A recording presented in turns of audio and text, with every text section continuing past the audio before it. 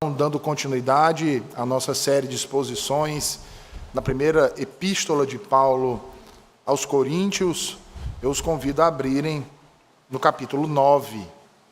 Nós vamos fazer uma leitura a partir do versículo 16 até o final do capítulo 9 e vamos expor do versículo 19 até o 27.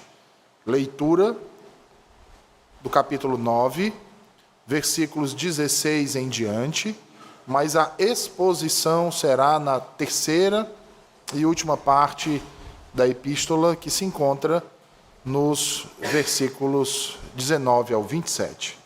Assim diz o Senhor.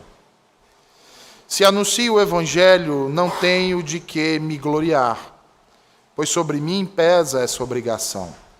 Porque ai de mim, se não pregar o evangelho.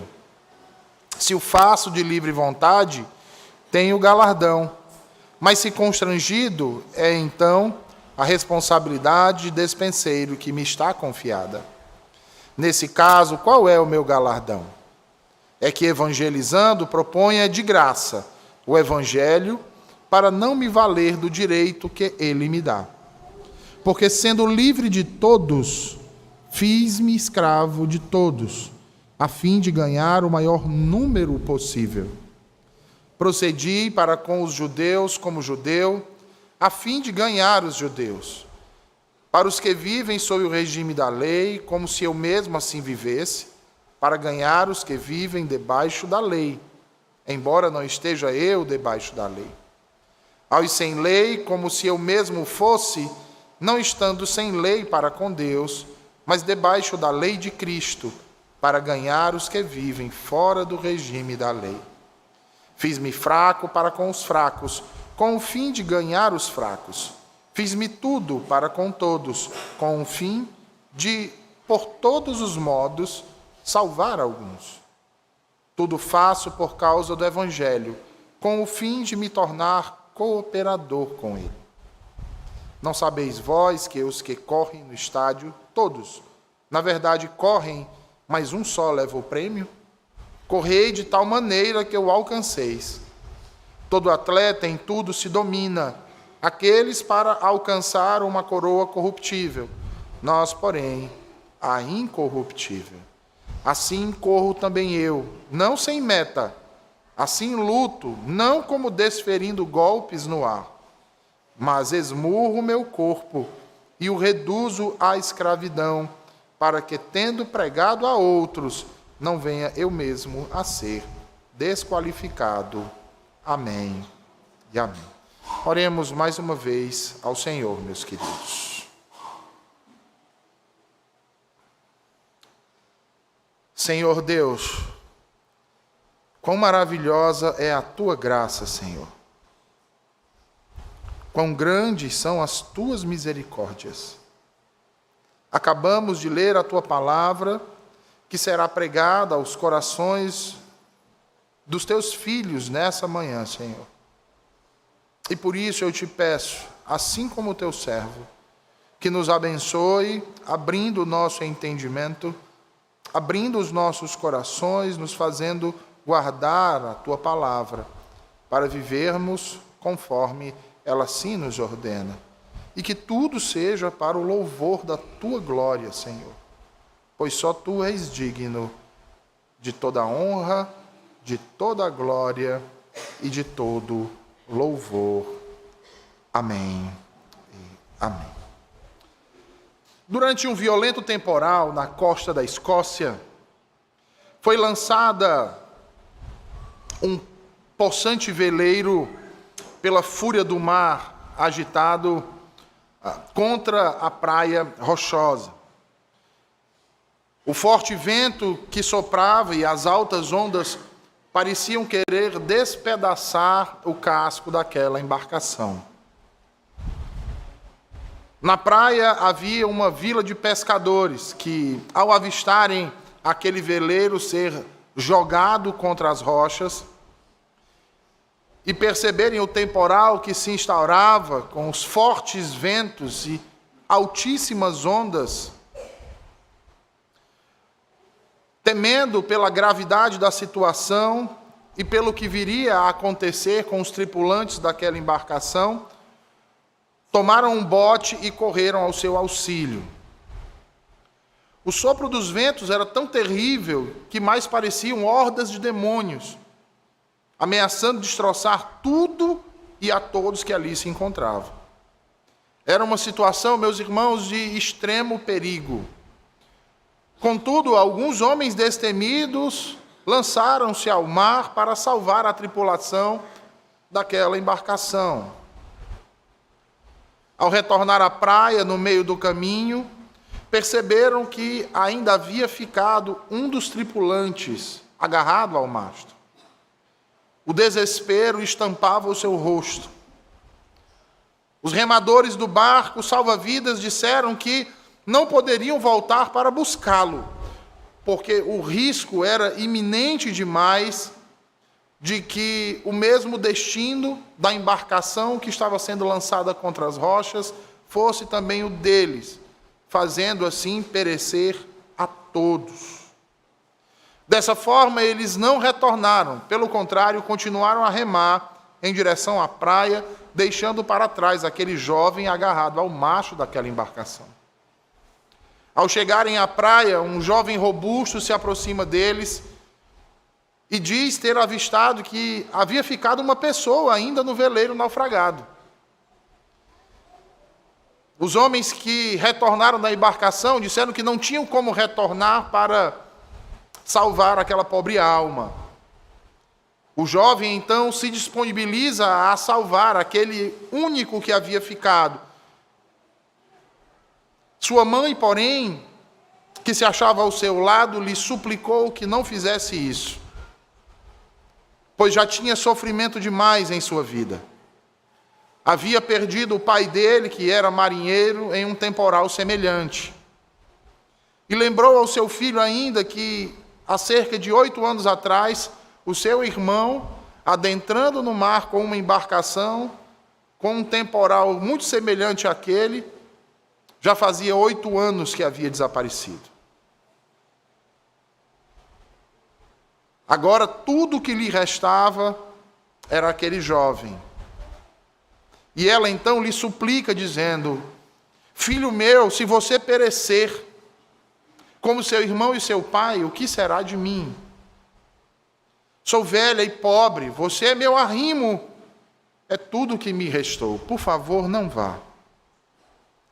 O jovem, gentilmente se desvencilhando de sua mãe, olha em seus olhos e diz: mãe, tem um homem em perigo, e eu creio que é meu dever salvá-lo. Se eu perecer cumprindo com o meu dever, Deus há de sustentá-la e confortá-la.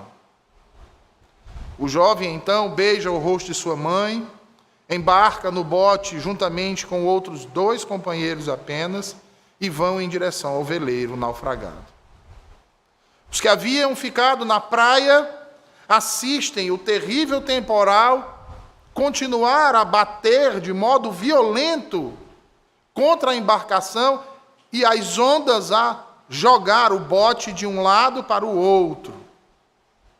Os que estavam no bote, apesar do temor, ansiosamente mantiveram seus olhos focados e os seus ouvidos atentos à embarcação e especificamente àquele homem que continuava agarrado no mastro. Ao chegar na embarcação, conseguem resgatá-lo e retornam então à praia.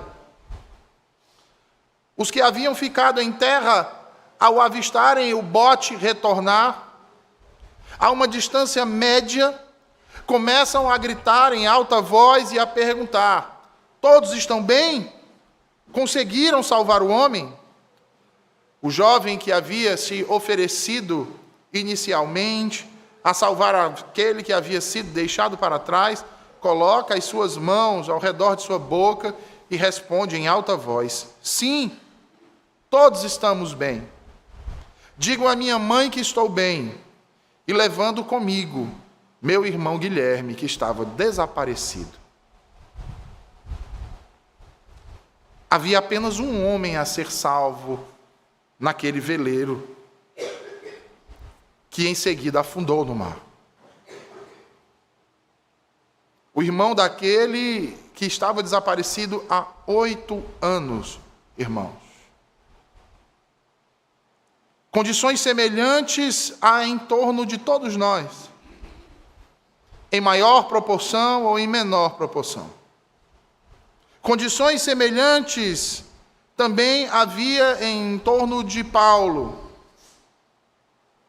Condições de quando o muito não é suficiente, mas é necessário fazermos mais e melhor. Paulo abriu mão de tudo e de todos por amor a Cristo e o Evangelho.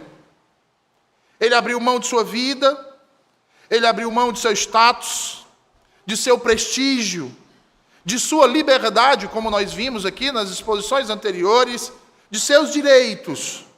Tudo isso para que o Evangelho alcançasse a todos sem distinção e assim fossem salvos o maior número possível de pessoas.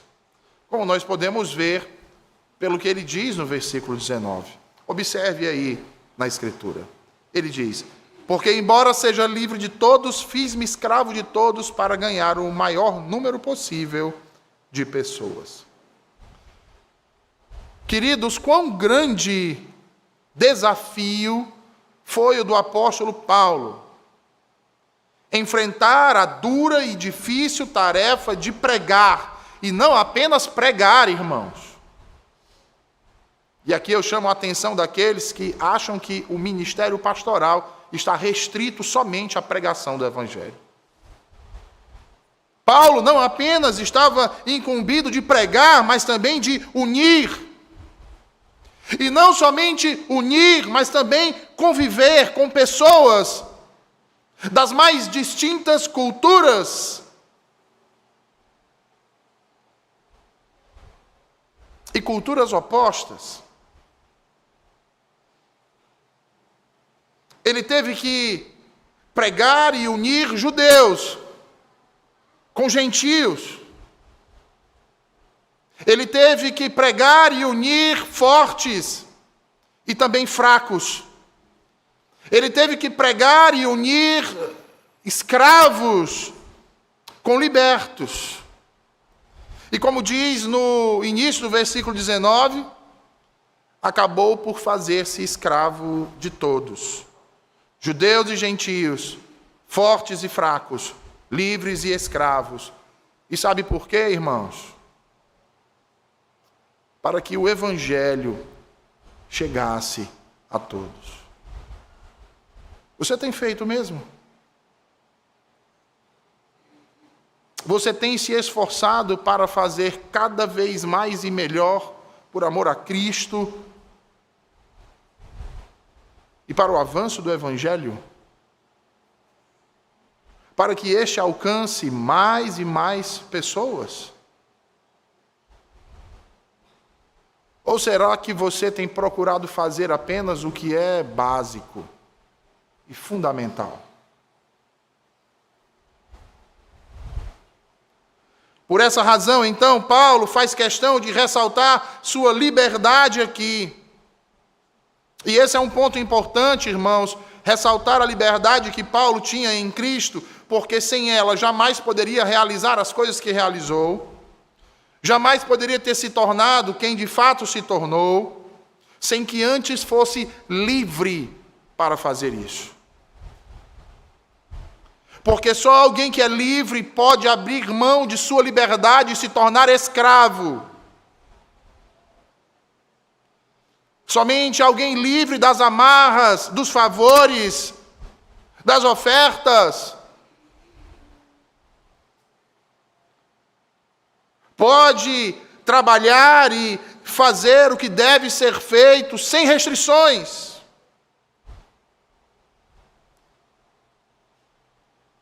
Somente alguém que é livre pode ser útil ministrando o Evangelho a todos, para que assim, como ele mesmo diz, ganhe o maior número de pessoas. E aqui eu quero chamar a atenção de vocês para essa expressão: ganhar pessoas. Essa expressão que Paulo utiliza aqui era utilizada frequentemente, por exemplo, pelos rabinos, quando se referiam aos prosélitos do judaísmo.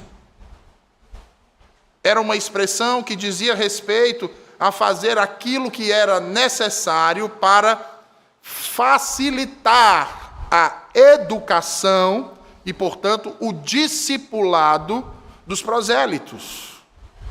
Muito diferente do entendimento que a maioria dos de nosso tempo tem com relação a isso, como um tipo de troféu. Não é incomum você conversar com algumas pessoas assim: eu já ganhei tantas almas para Cristo, ha, ha, ha.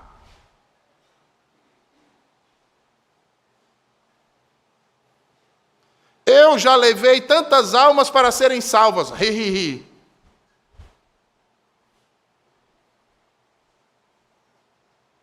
Ah, porque eu tenho que trabalhar para Cristo, eu tenho que ganhar almas. Já ouviram isso? Mas não é o sentido. Não é esse o sentido que Paulo está dizendo aqui.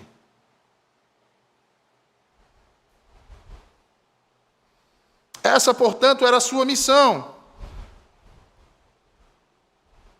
Trazer o maior número de pessoas a Cristo. E aí surge então a pergunta: como ele fez isso?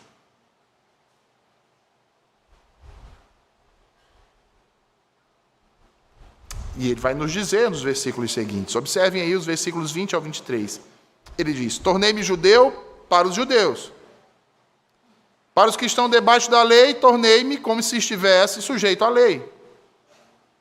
Para os que estão sem lei, tornei-me como sem lei. Para com os fracos, tornei-me fraco.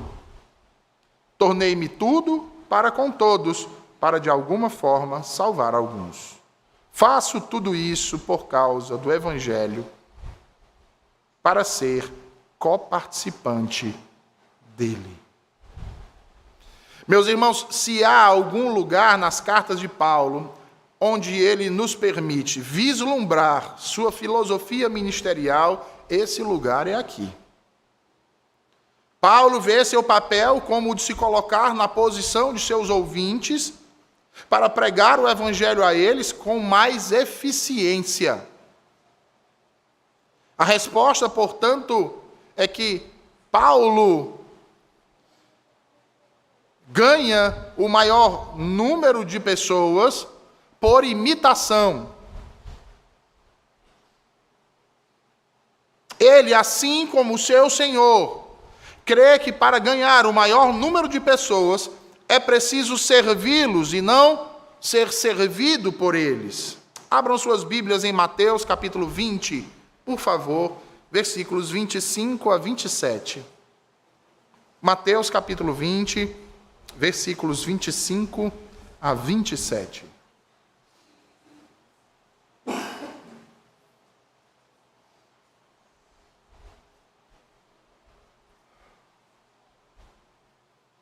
Jesus diz assim: sabeis que os governadores dos povos os dominam, e que os maiorais exercem autoridade sobre eles. Não é assim entre vós. Pelo contrário, quem quiser tornar-se grande entre vós, será esse o que vos sirva. E quem quiser ser o primeiro entre vós, será vosso servo, tal como o Filho do Homem, que não veio para ser servido, mas para servir e dar a sua vida em resgate de muitos. Logo, não se trata de competição, não se trata de vanglória. Paulo não estava querendo competir com ninguém. Paulo não estava desesperadamente agindo, procurando encher as casas ou as igrejas locais de seu período, trazendo o maior número de pessoas quanto fosse possível e fazendo e realizando absurdos para que isso acontecesse. Não se trata também de vanglória, muito pelo contrário. Ele mesmo já disse anteriormente, como lemos ainda há pouco, que a sua glória não estava em si mesmo, mas em fazer a vontade daquele que o chamou. E aquele que o chamou para fazer discípulos. não dele.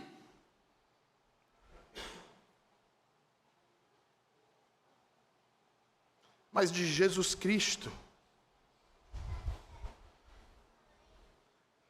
Logo, diferentemente de tudo que se conhece, principalmente em nossos dias, a estratégia que Paulo usa para ganhar mais pessoas estava arraigada antes na humilhação, no servir, no opróbrio dos homens, mais do que por qualquer outro método. Demonstrando, sabe o que, irmãos? Que ele, Paulo, é servo de Jesus Cristo, quando serve o povo que pertence a Cristo. E aí vejam, muitos tomam esse texto de forma indevida, atrás de usá-lo como pretexto para libertinagem e desordem. E eu quero chamar a sua atenção para esses dois pontos aqui que eu estou falando nessa manhã. Libertinagem e desordem. Para libertinagem são aqueles que dizem que Paulo está tratando aqui da questão da abolição da lei, o que não é verdade. Pois quando Paulo diz que não está debaixo da lei, ele não quer dizer que está disposto a se comportar ilegalmente ou ao contrário do que diz a lei de Deus, se e quando os gentios assim o fizerem.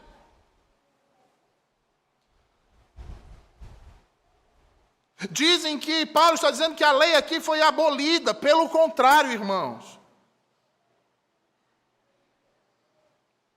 Exatamente para não nutrirem esse tipo de pensamento infame e blasfemo, Paulo diz que ele estava debaixo da lei de Cristo. E o que ele quer dizer com isso? Ora, ele já havia tratado em uma outra epístola, ou em outras epístolas, que o significado dessa expressão, estar debaixo da lei, significa estar debaixo de condenação. Não é um sentido de negação, é um sentido de estar debaixo de condenação. Quando ele diz que não está debaixo da lei, significa dizer que ele não está debaixo de condenação.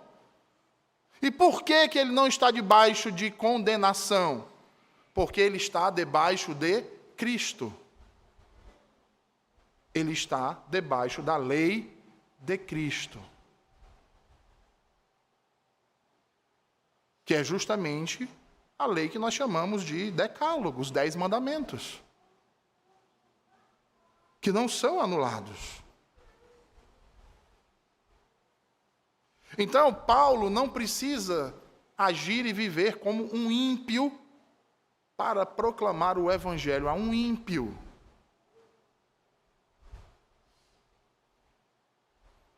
Ele não precisa fazer da igreja um templo pagão para que os pagãos venham para a igreja, como está sendo feito em nossos dias.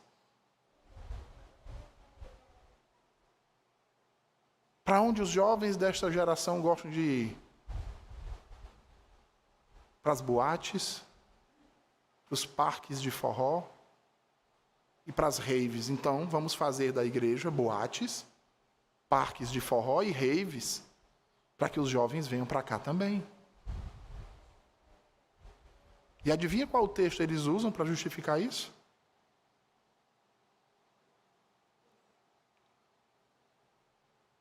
Mas isso não é isso que Paulo está dizendo. O que ele está querendo dizer aqui, meus irmãos, e observem aí o texto, há uma contraposição. O que ele está querendo dizer é que na presença dos gentios ele não vive como judeu.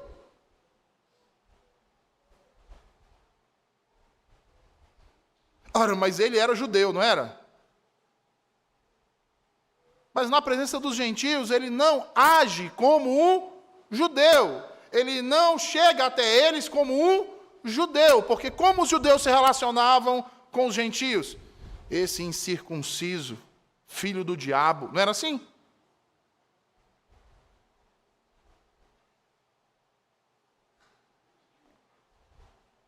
Como povo inferior. Em outras palavras, o que Paulo está dizendo é que mesmo ele sendo judeu, ele não se apresentava diante dos gentios como um judeu, como do mesmo jeito, quando ele estava com os judeus, ele não se apresentava a eles como um gentio. Por exemplo, se um gentio o chamasse para fazer uma refeição na sua casa, Paulo não iria se abster de determinados alimentos, porque ele não foi até ele como um judeu. E aí a importância da liberdade. Mas quando ele estava com os judeus, ele sabia que determinados alimentos, se ele comesse, traria escândalo para aqueles seus irmãos. Então o que ele faz? Ele se abstém. Ele vai comer o que aquela família colocar para ele comer. Se kosher, kosher.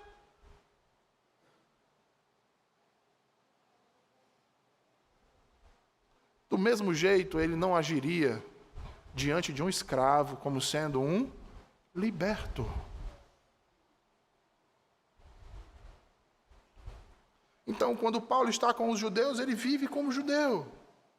Quando Paulo está com os gentios, ele vive como gentio. Quando Paulo está entre escravos, ele vive como se escravo fosse. E tudo isso para quê, irmãos? Para evitar colocar qualquer tipo de obstáculo no caminho da pregação do Evangelho para qualquer um.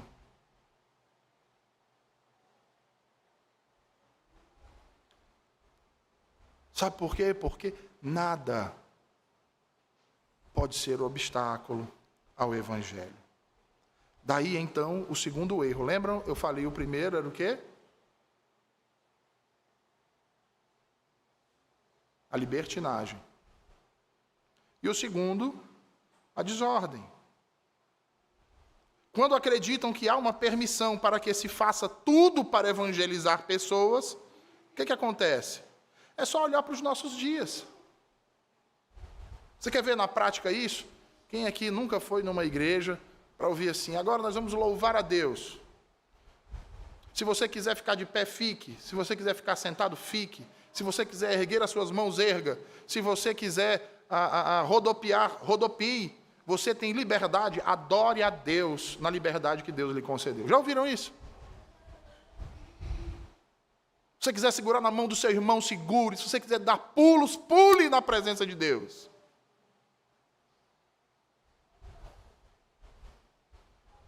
De onde eles tiram isso? Daqui. E aí o culto passa a ser uma verdadeira desordem.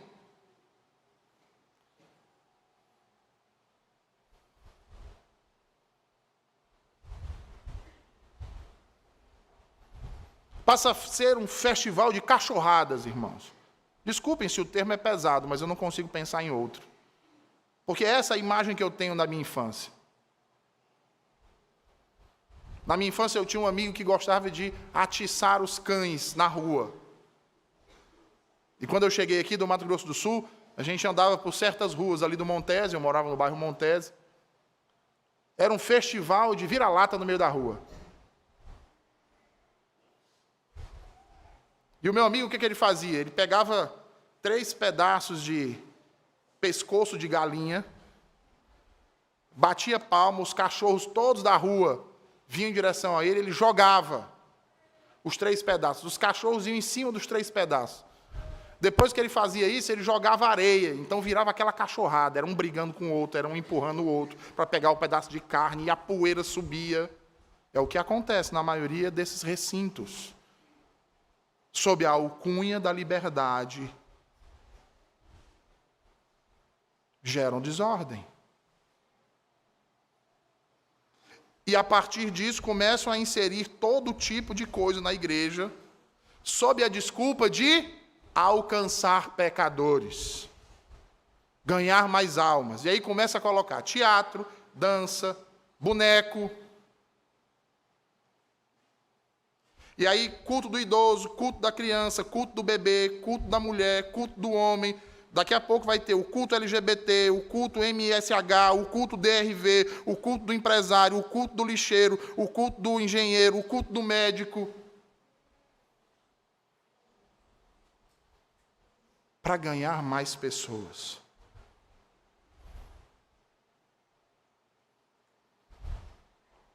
Há quem use fantasia. Vamos fazer um culto à fantasia. Acreditem, tem, é só olhar no YouTube. Culto à fantasia. E quem nunca viu um ringue no lugar de um púlpito? Para alcançar os lutadores. E as pranchas de surf? Sem falar nos atuais palcos artísticos. Parede preta, jogo de luz, gelo seco, bandas de música, DJs, vale tudo. Vale tudo.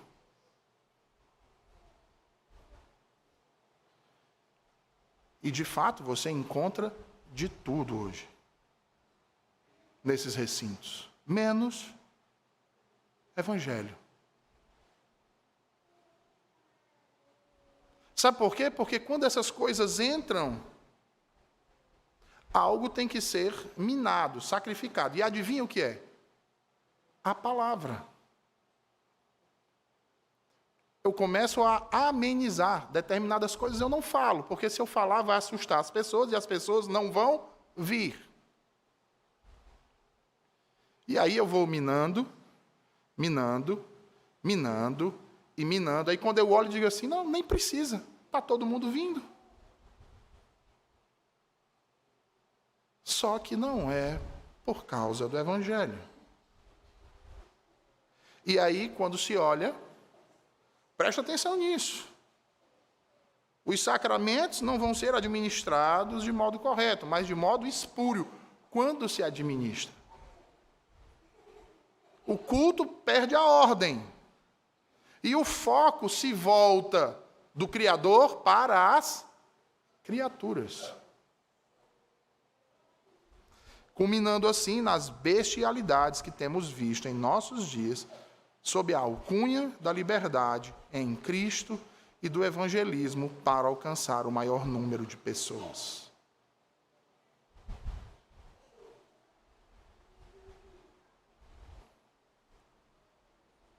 Isso aqui, meus irmãos, é só uma pequena amostra, e eu vou usar o mesmo adjetivo, das bestialidades que acontecem por aí. Eu poderia dar inúmeros outros exemplos.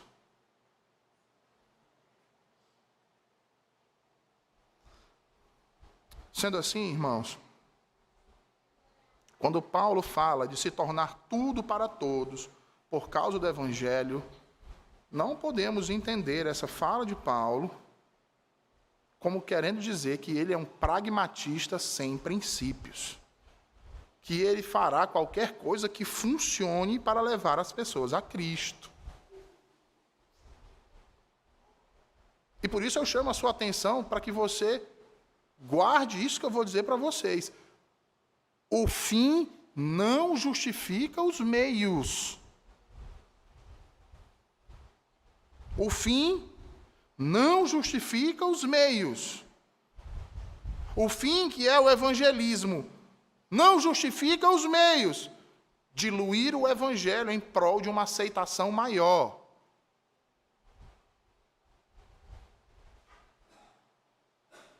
Não aceitem isso, irmãos. Paulo jamais mudaria o conteúdo teológico do evangelho para pregar, para agradar A ou B. No entanto, ele pode mudar, sim, a maneira como ele aborda esses.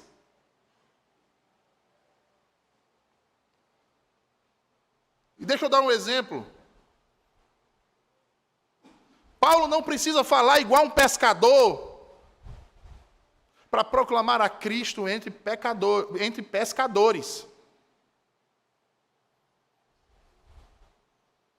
O que ele precisa para testemunhar do Evangelho é falar para eles em linguagem fácil de entender.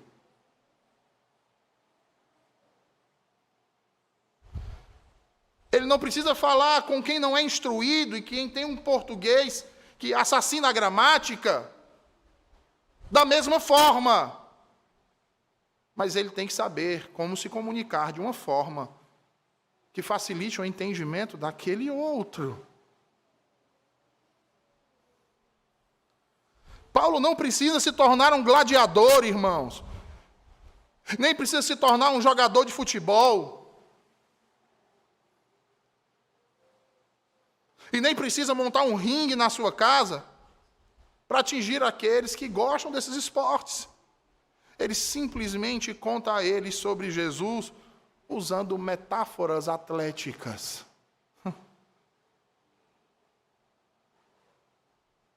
Que é fácil deles entenderem.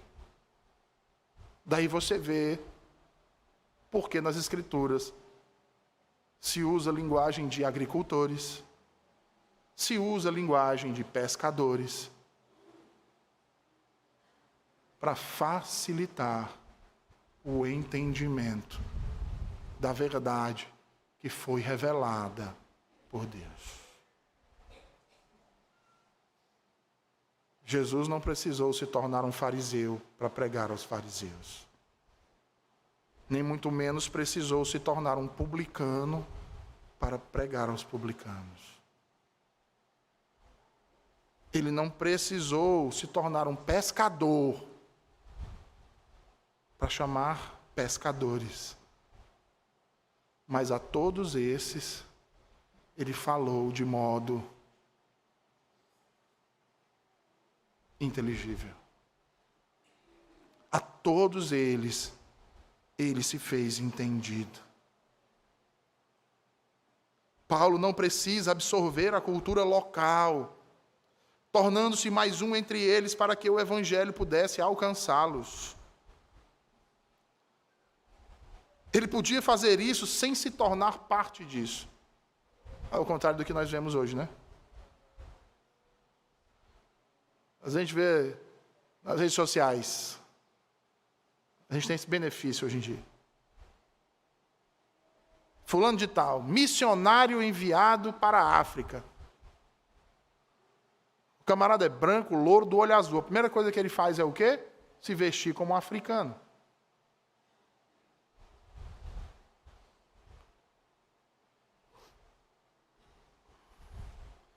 O camarada nasceu lá em Quixadá. Aí foi enviado para plantar igrejas no Iraque. Ele se veste igual um talibã. É a primeira coisa que ele faz. É se vestir igual um talibã. E tudo isso sobre o quê? Vai para a Índia.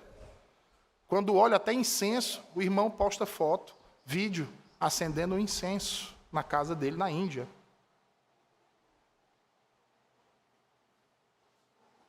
E tudo isso sob a alcunha do evangelismo. Quando, na verdade, nada mais é do que um turismo travestido, onde ali ele atende aos desejos de seu coração e tenta justificar pensando em amenizar a consciência. A consciência. Alegando, inclusive, veja, eu uma vez discuti com um rapaz que defendia esse tipo de coisa, e ele era líder de missões de uma igreja pentecostal grande aqui no Ceará e no Brasil. E o que ele mais alegava era que, mas se não for assim, meu irmão, eles não vão ser aceitos na comunidade. E eles não vão ser ouvidos. Eu digo, meu irmão, olhe para a Escritura, olhe para o maior missionário de todos os tempos, o apóstolo Paulo.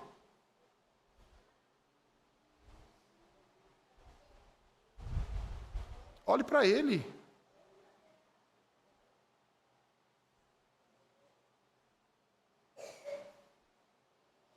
Olhe para ele.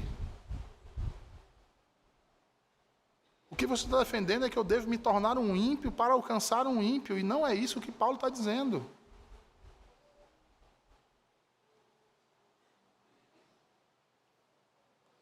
vejam, não há evidência, irmãos, em nenhum lugar do Novo Testamento de que Paulo permitiria que considerações pessoais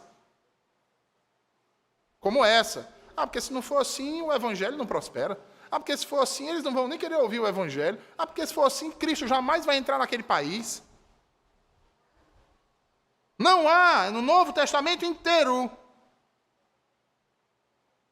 nada que permita esse tipo de consideração pessoal.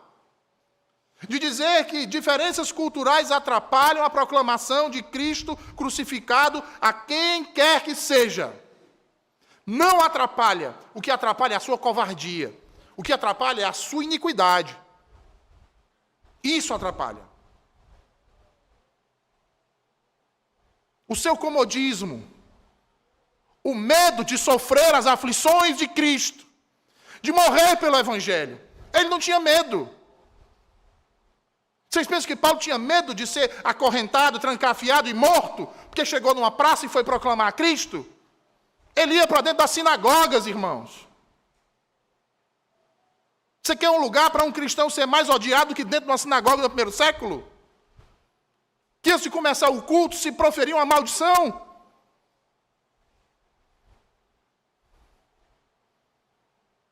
E aí você fica cheio de milindre. Se camuflando como os tais, com vergonha de testemunhar o crucificado. Que amor é esse que você diz ter pelo Evangelho? Por Cristo, por sua causa, pela verdade. Crente que tem vergonha de afirmar que Cristo ressuscitou, irmãos. Crente que diz que veio do macaco.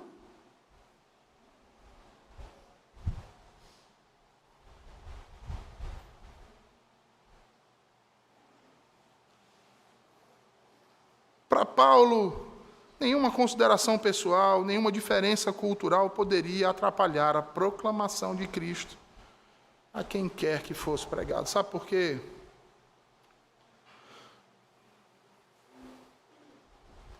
Porque a confiança que Paulo tinha não estava na forma como o evangelho seria pregado. A confiança dele estava no próprio evangelho, do qual ele foi incumbido e comissionado a pregar. Paulo olha para o quadro e enxerga de modo geral, sem deixar que as coisas não essenciais atrapalhem sua missão apostólica. Que era exatamente a de fazer todo o possível para que o Evangelho de Cristo fosse pregado e mais pessoas chegassem à fé. Por isso ele diz no versículo 23, veja aí, tudo faço por causa do Evangelho, com o fim de me tornar cooperador com ele. Ele coopera. A ação é trinitária, irmãos.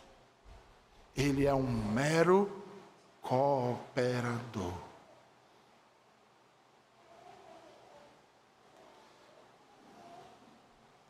É por isso que o seu discurso era caracterizado pelo amor que tinha a Cristo.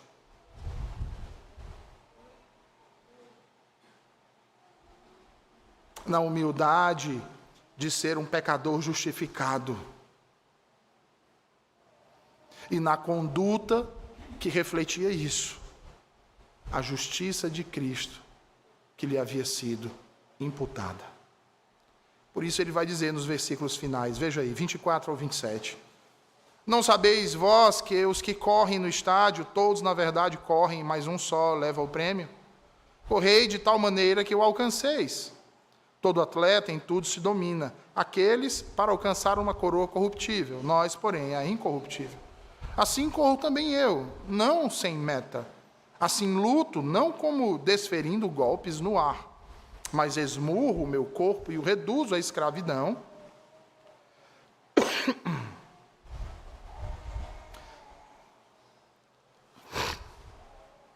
e o reduz à escravidão, para que, tendo pregado a outros, não venha eu mesmo a ser desqualificado. Paulo conclui aqui o argumento que ele iniciou lá no versículo 1.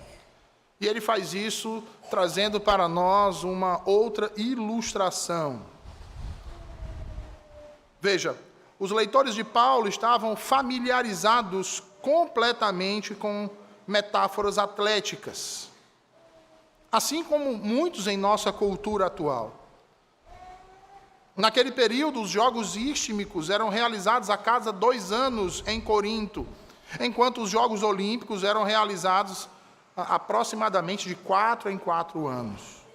As referências de Paulo aos eventos esportivos fazem todo sentido à luz dessa familiaridade generalizada com os jogos e as competições atléticas que compunham esses jogos. E de fato, meus irmãos, por causa da ênfase do atletismo, por exemplo, sobre sacrifício pessoal, autocontrole, dedicação, a referência a eventos atléticos passou a ser uma prática bastante comum nos discursos e ensinos e escritos, tanto de filósofos daquela época, como também de rabinos. E Paulo também vai se valer disso. Por isso ele diz no versículo 24, não sabeis vós que os que correm no estádio, todos na verdade correm, mas um só leva o prêmio? Correi de tal maneira que o alcanceis. Ora, as corridas são feitas a pé. A pé, irmãos. Foram as primeiras provas realizadas, por exemplo, no pentatlo. E dali saía um único vencedor. Por causa disso, os atletas que corriam passavam ao longo de 2 anos, pelo menos, tomando cuidado, se preparando de antemão para aquela prova. Eles tinham controle sobre sua alimentação, eles tinham controle sobre suas vidas, eles tinham controle sobre os seus treinos, se dedicavam de fato para aquele grande momento. E o ponto que Paulo, com isso, quer é mostrar que os cristãos deveriam ser tão diligentes quanto um atleta, no tocante aos negócios do reino de Deus. Tomar como exemplo a mesma deliberação de um corredor que se prepara para aquele grande evento. Os cristãos também deveriam fazer o mesmo, com prudência, com dedicação, com afinco. E isso é confirmado no versículo 25, quando ele diz, todo atleta em tudo se domina, aqueles para alcançar uma coroa corruptível, nós, porém, a incorruptível. Nenhum desses atletas ia correr de modo despreparados. Mas nós achamos que podemos servir a Cristo de qualquer jeito. Não é verdade? Basta ir para o culto no domingo, tá tudo tranquilo.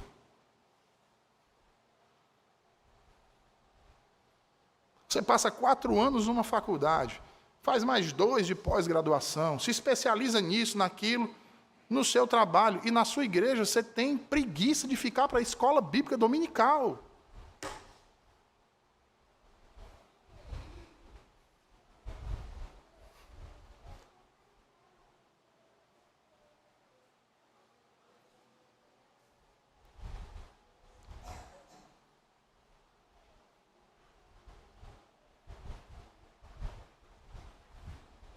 É impressionante como nós nos preparamos para as coisas do mundo, mas para as coisas de Deus nós tratamos de modo tão relapso. Eu não estou falando especificamente dessa igreja, não. Olhe para as outras. Reunião de doutrina e oração é esvaziado. Porque as pessoas preferem ficar em casa, deitado no sofá, assistindo televisão.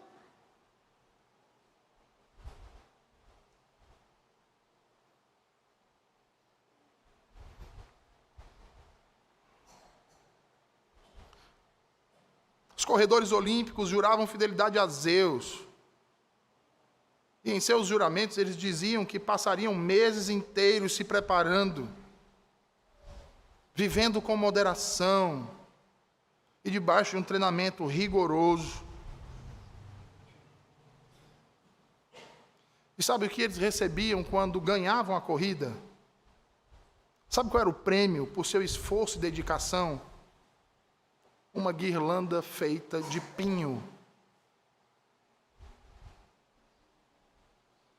Ou uma coroa de aipo, que durava apenas alguns dias. Percebem aqui a analogia de Paulo? Os cristãos, por outro lado, têm a promessa daqueles que vencerem, daqueles que se preocupam com as coisas eternas, daqueles que dedicam a sua vida para isso, daqueles que têm autoestima pelo Evangelho, grande consideração.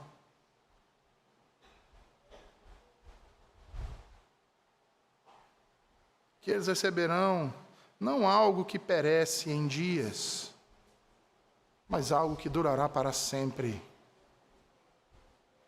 Não por um Deus que não existe, não por uma autoridade temporária, um rei, um imperador, um presidente da república, um governador, um prefeito. Não.